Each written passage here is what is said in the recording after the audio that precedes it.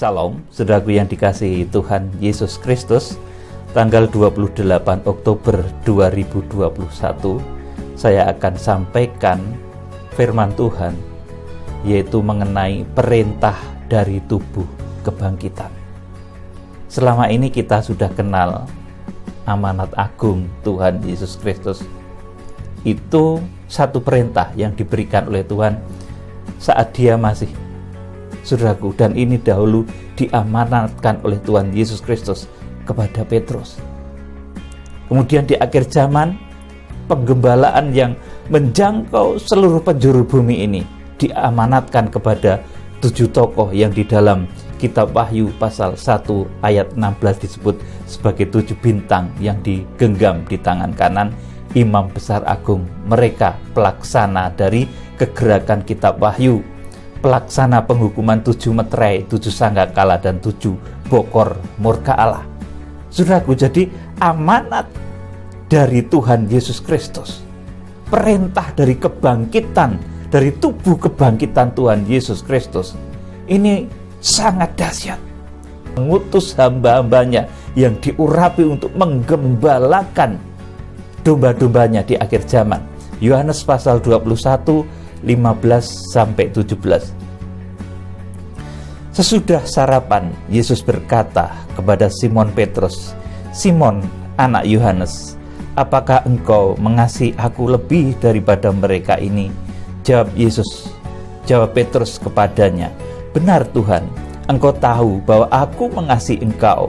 Kata Yesus kepadanya, "Gembalakanlah domba-dombaku." Ini tubuh kebangkitan Tuhan.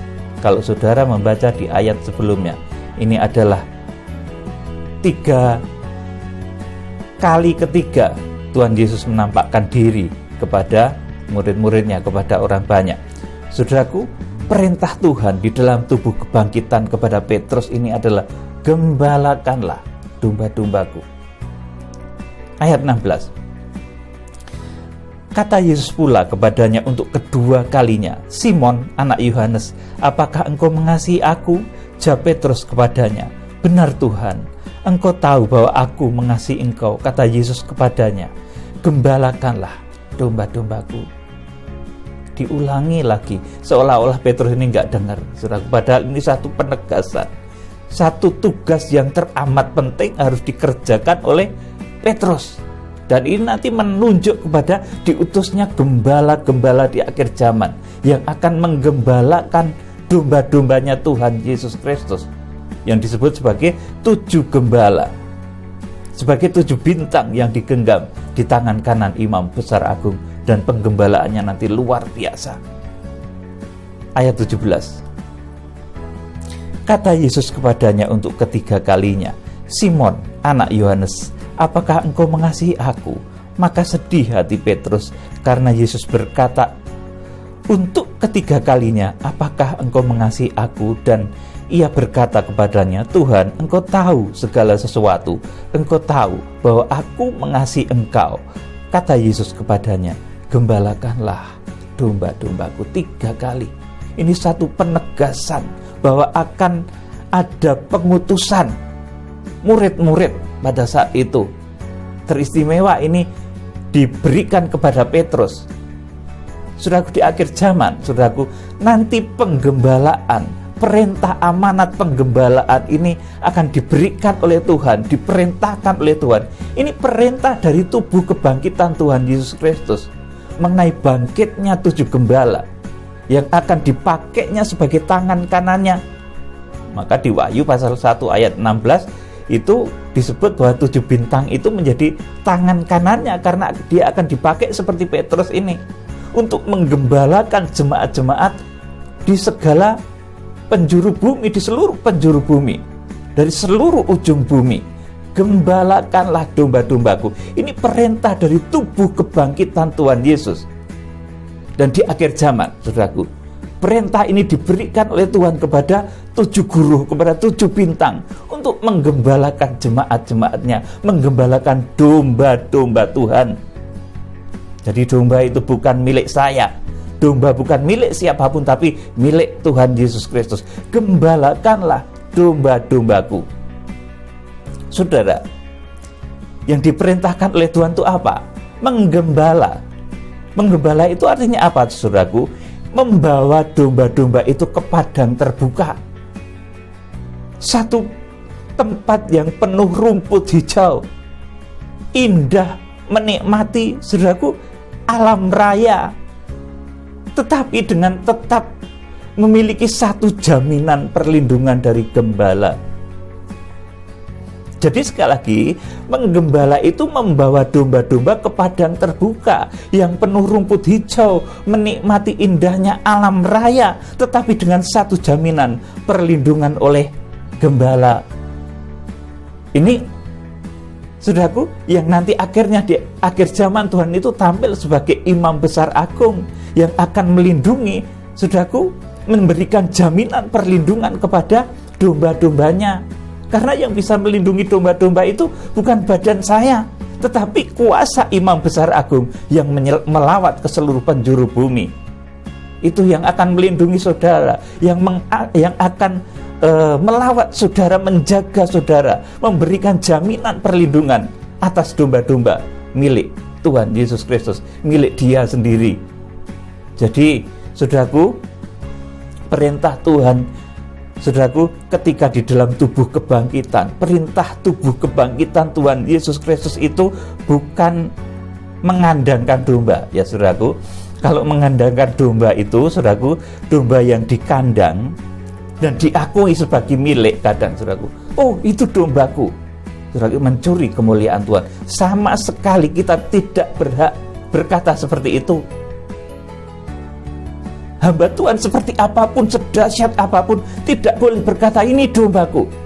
Sebab kata Tuhan di dalam tubuh kebangkitan, Tuhan katakan yang kita gembalakan itu adalah domba-dombanya Tuhan Yesus Kristus. Gembalakanlah domba-dombaku. Jadi kalau ada sampai seseorang itu, saudaraku, merebut kemuliaan Tuhan, mencuri kemuliaan Tuhan dengan mengatakan ini dombaku, dia sudah melanggar etika surga.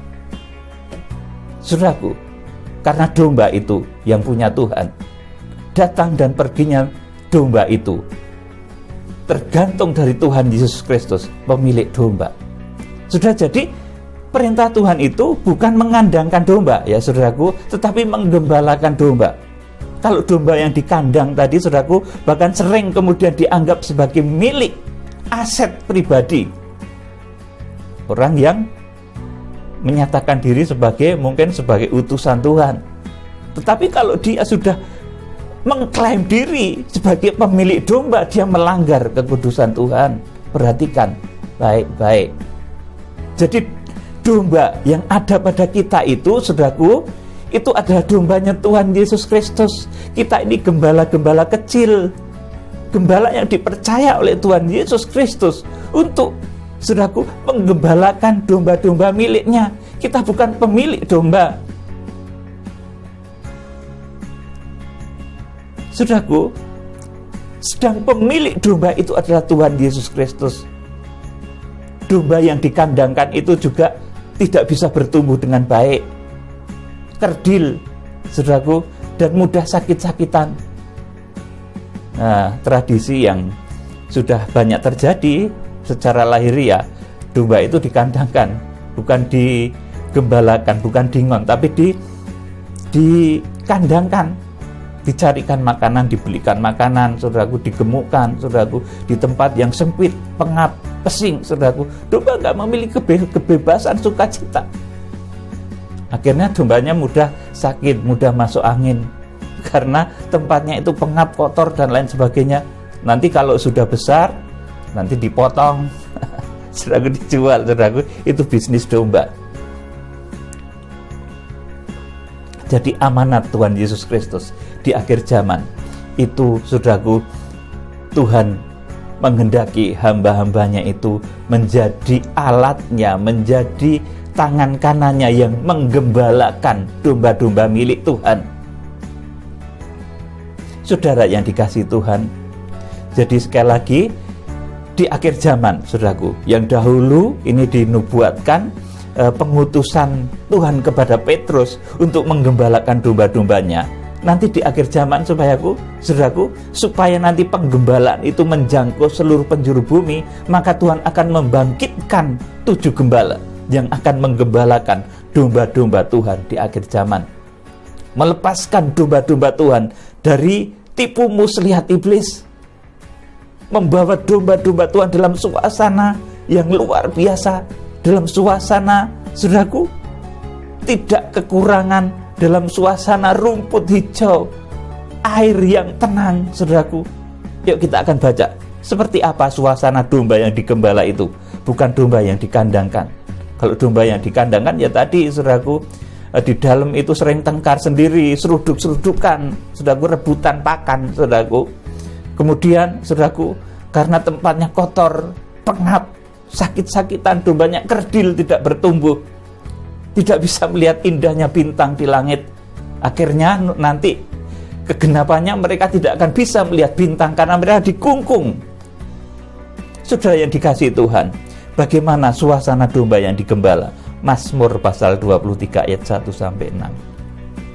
Ini Raja Daud, saudaraku.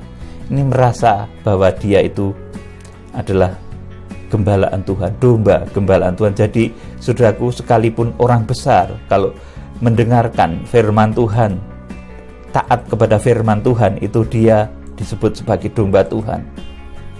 Mazmur pasal 23 ayat 1-6. Mazmur Daud, Tuhan adalah gembalaku, takkan kekurangan aku. Ia membaringkan aku di padang yang berumput hijau. Ini domba yang digembalakan, dibaringkan di rumput hijau. Kalau domba yang dikandangkan tadi, dibaringkan di tempat yang penuh cemendil, saudaraku, bulunya kotor, baunya pesing, saudaraku. Kemudian selanjutnya, ia membimbing aku ke air yang tenang. Kalau domba yang tidak digembalakan tetapi dikandangkan, itu dikasih minumnya juga kotor, kecut, saudaraku.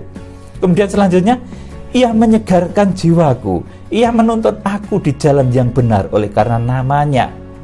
Jadi dituntun di padang penggembalaan yang indah, mengenali indahnya alam raya, melihat indahnya ciptaan Tuhan. Ini gembala yang baik seperti itu, saudaraku. Kemudian, saudaraku, ia menyegarkan jiwaku, ia menuntun aku di jalan yang benar oleh karena namanya. Sekalipun aku berjalan dalam lembah kekelaman, aku tidak takut bahaya, sebab engkau besertaku, gadamu dan tongkatmu itulah yang menghibur aku. Inilah kerja keras seorang gembala, itu melindungi, saudaraku, domba-domba itu dari bahaya, saudaraku, dengan doa-doanya, dengan syafaat-syafaatnya. Saudara yang dikasihi Tuhan, tiap hari, saudaraku, ratusan nama saya sebut, bahkan banyak sekali sampai saya tidak bisa menghitung, di dalam doa dengan berbagai masalahnya, supaya terentaskan dari sakit penyakitnya, dari hutang-hutangnya, dari berbagai masalah yang menghimpitnya, saudaraku. Itu domba-domba Tuhan. Saudaraku, saya mengawalnya bukan dengan tangan saya, tapi dengan doa-doa saya. Meskipun jarak jauh itu sampai, saudaraku, penggembalaan Tuhan itu. Karena ada pelayanan imam besar agung. Ayat yang kelima, saudaraku. Engkau menyediakan hidangan bagiku di hadapan lawanku. Engkau mengurapi kepalaku dengan minyak. Pialaku penuh melimpah. Ayat 6. Kebijakan dan kemurahan belaka akan mengikuti aku seumur hidupku, dan aku akan diam di dalam rumah Tuhan sepanjang masa. Amin. Saudaraku, jadi menggembala itu menggunakan firman dan kuasa. Saudaraku, sebab itu penggembalaan akan sampai ke ujung bumi di akhir zaman ini, saudaraku. Apabila dengan gedung besar, misalkan, saudaraku, stadion yang super besar, dengan gedung yang paling besar sekalipun, itu paling muat berapa orang sih, saudaraku? Itu paling 100.000 orang. Itu dalam stadion yang besar, misalkan Gelora Bung Karno, itu muatnya sekitar segitu. Apalagi gereja, saudaraku, paling ya segitu, paling banyak. Kalau ada gereja terbesar mungkin di Indonesia atau di luar negeri itu ya kurang lebihnya paling segitu.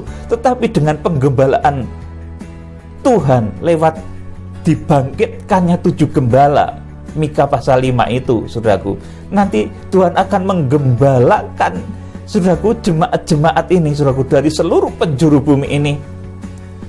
Kalau melihat statistik, maka orang Kristen yang percaya Tuhan Yesus Kristus, Kristen Katolik, saudaraku, gembalaan Tuhan itu, saudaraku, Kristen ataupun Katolik ataupun organisasi apa saja, itu statistiknya lebih dari 2,4 M.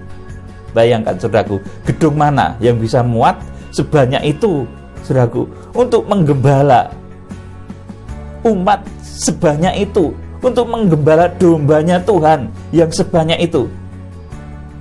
Jadi penggembalaan di akhir zaman ini jelas penggembalaannya imam besar agung, melewati, saudaraku, dengan menggunakan tokoh-tokohnya yang disebut sebagai 7 bintang. Dan cara penggembalaannya adalah dengan firman dan kuasa Allah.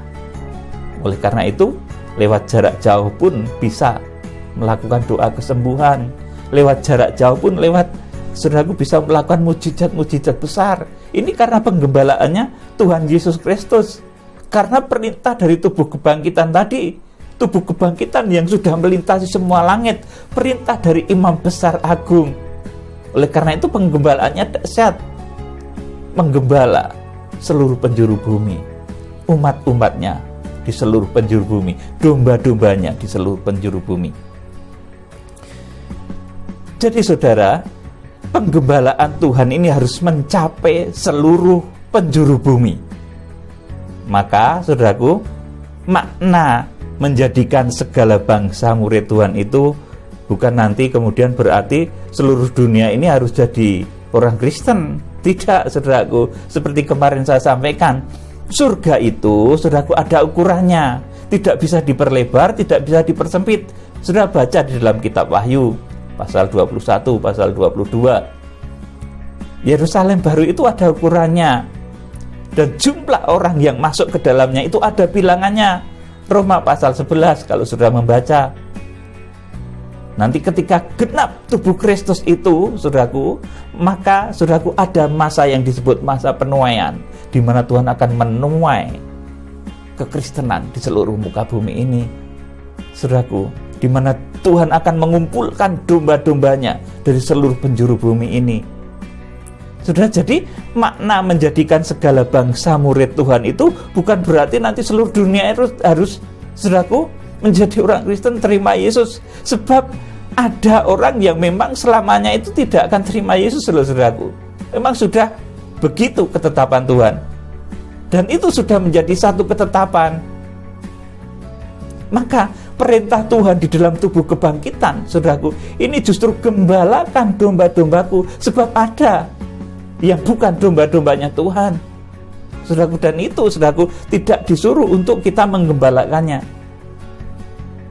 Saudara yang dikasihi Tuhan Yesus Kristus, jadi penggembalaan firman ini harus sampai ke ujung bumi ketika Tuhan mengutus 7 gembala yang di dalam kitab Wahyu pasal 1 ayat 16 mereka disebut sebagai 7 bintang, hamba Tuhan yang sangat diurapi, yang nanti perkataannya akan berpengaruh kepada alam raya, langit bumi seisinya, gunung-gunung, hutan, lautan, saudaraku, bahkan kepada badan manusia. Hamba-hamba Tuhan yang akan dipakai untuk menyucikan, menguduskan, untuk menggembalakan domba-domba Tuhan di akhir zaman. Dialah yang disebut sebagai 7 gembala, 7 bintang yang digenggam di tangan kanan imam besar agung. Saudaraku, jadi penggembalaan firman ini harus sampai ke ujung bumi ketika Tuhan nanti mengutus atau membangkitkan 7 gembala dan 8 pemimpin manusia. Ayo kita akan baca nubuatannya, saudaraku.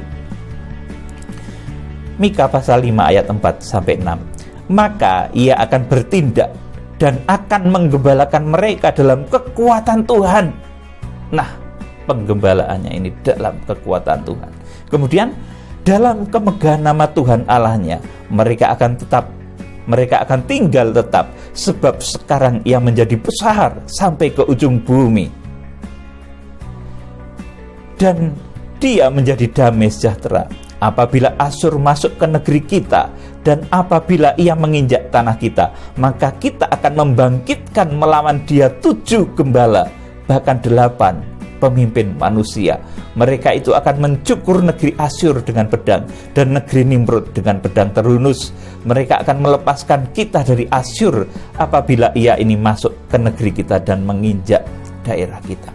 Jadi bangkitnya 7 gembala, bangkitnya tokoh-tokoh akhir zaman, munculnya Petrus-Petrus akhir zaman yang diberikan oleh amanat, saudaraku, bukan untuk menjadikan semua bangsa murid Yesus, tapi untuk menggembalakan domba-domba milik Tuhan Yesus Kristus. Ini perintah dari tubuh kebangkitan Tuhan.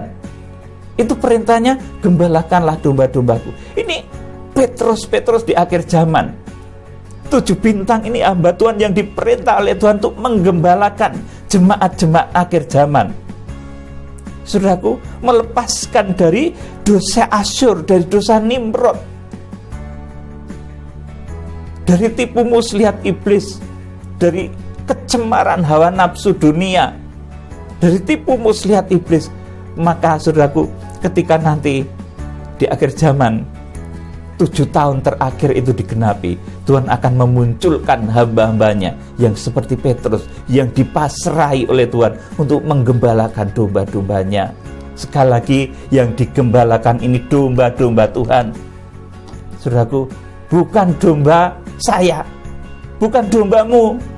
Saudaraku, jadi kalau ada orang berkata, oh dia itu dombaku, melanggar kekudusan Tuhan. Perhatikan baik-baik, sebab domba-domba orang-orang percaya itu miliknya Tuhan Yesus Kristus. Dan kita adalah gembala-gembala kecil yang dipercaya oleh Tuhan, saudaraku, untuk menggembalakan domba-dombanya. Seperti Petrus yang dipercaya oleh Tuhan, gembalakanlah domba-dombaku. Petrus nggak akan bilang, ini wedosku. Saudaraku, saat ini banyak terjadi, oh itu dombaku, oh itu dombaku. Salah, saudaraku, itu dombanya Tuhan Yesus Kristus. Dahulu perintahnya Tuhan Yesus di dalam tubuh kebangkitan itu, gembalakanlah domba-dombaku. Domba-dombanya Yesus, bukan domba saya, bukan domba saudara. Itu dombanya Tuhan Yesus. Kemanapun domba-domba datang dan perginya itu juga atas kehendak Tuhan. Saudara, jadi tentang penggembalaan di akhir zaman yang dilakukan oleh tokoh-tokoh akhir zaman yang dipilih oleh Tuhan secara luar biasa, memiliki kuasa oleh yang begitu dahsyat, dipercaya penghukuman 7 meterai, 7 sangkakala dan 7 cawan ini. Saudaraku, ini begitu luar biasa. Mereka adalah gembala-gembala sejati, gembala umat manusia, gembala yang dipercaya oleh Tuhan Yesus Kristus seperti Petrus itu. Saudaraku, tentang penggembalaan, ayo kita akan baca dalam Yohanes pasal 10 ayat 11 sampai 14.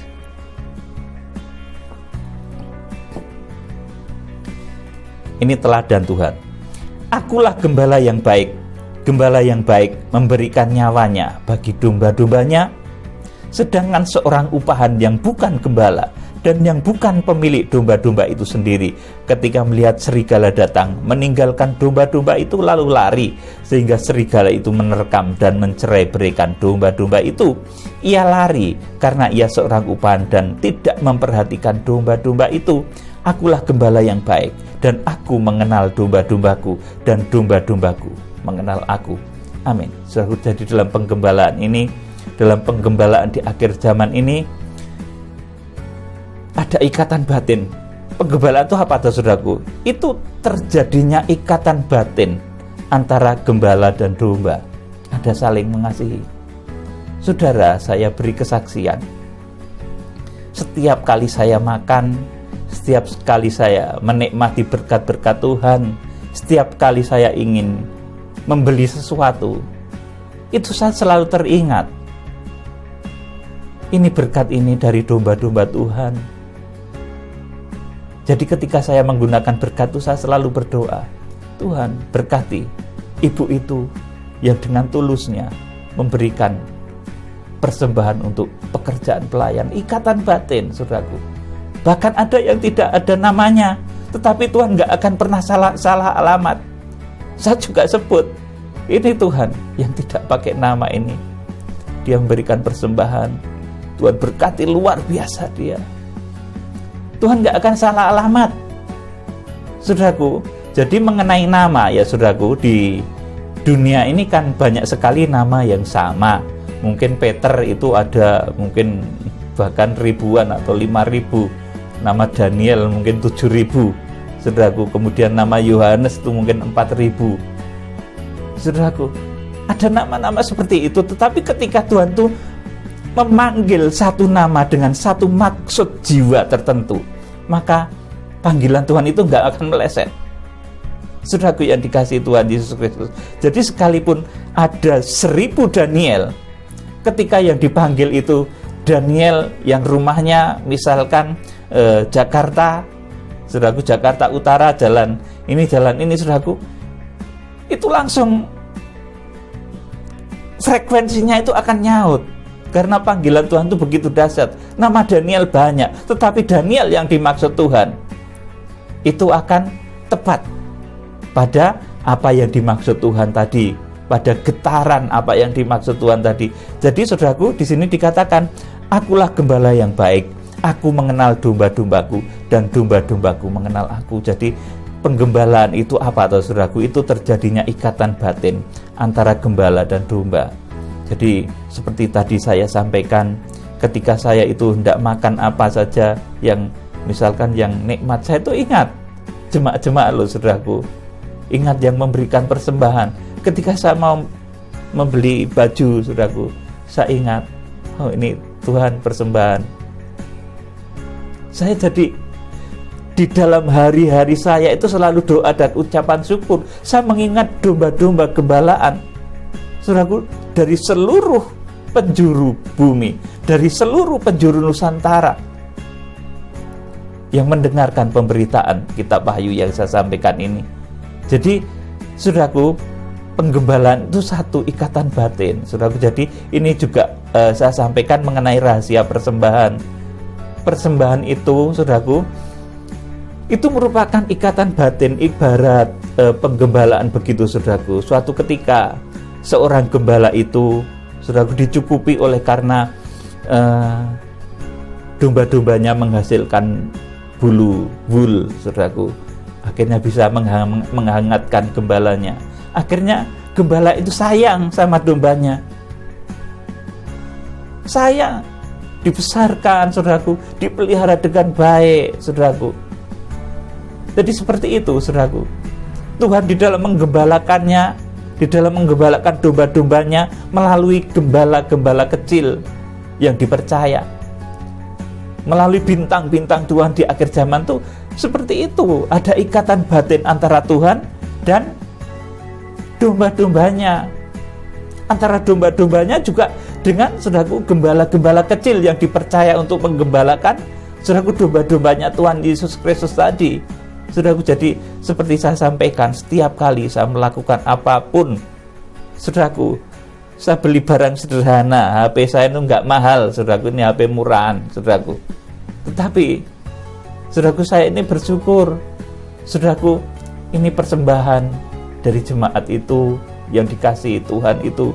Tuhan berkati dia luar biasa. Karena ada ikatan batin, saudaraku, sehingga punya tanggung jawab. Tetapi kalau gembala itu upahan, saudaraku, oh ya wes, aku meng diupahi, yang penting khotbah lucu, apik, menghibur, saudaraku. Ayo kita akan baca lagi. Sedangkan seorang upahan, Yohanes pasal 10 ayat 12. Sedangkan seorang upahan yang bukan gembala dan yang bukan pemilik domba-domba itu sendiri, ketika melihat serigala datang, meninggalkan domba-domba itu lalu lari, sehingga serigala itu menerkam dan mencerai-beraikan domba-domba itu. Ini gembala upahan. Ya kalau upahan ya begitu, saudaraku. Nggak perlu, saudaraku, mengenali, saudaraku, terbeban mendoakan jemaat-jemaat itu nggak perlu. Lah usah dibayar, yang penting khotbahku api, jemaat guyu-guyu, terhibur, saudaraku. Itu, saudaraku, seperti itu. Tetapi kalau ada ikatan batin seperti tadi, saudaraku, ketika saya harus makan, saudaraku, seorang gembala kecil ini, saya ini gembala kecil, ini makan, saya itu ingat, ini pengorbanan dari domba Tuhan itu. Ini pengorbanan dari domba Tuhan itu yang anonim itu, saudaraku. Saya sebut, saudaraku, di dalam setiap kali tegukan minum saya sebut, saudaraku, saya sebut nama-nama itu. Saya ingat ketika saya mau melakukan sesuatu, menikmati, saudaraku, segala sesuatu berkat yang dipercayakan oleh Tuhan. Ketika saya menggunakan berkat itu, saya ingat dari siapa berkat itu berasal. Tentunya dari Tuhan Yesus Kristus melalui domba-dombanya, saudaraku.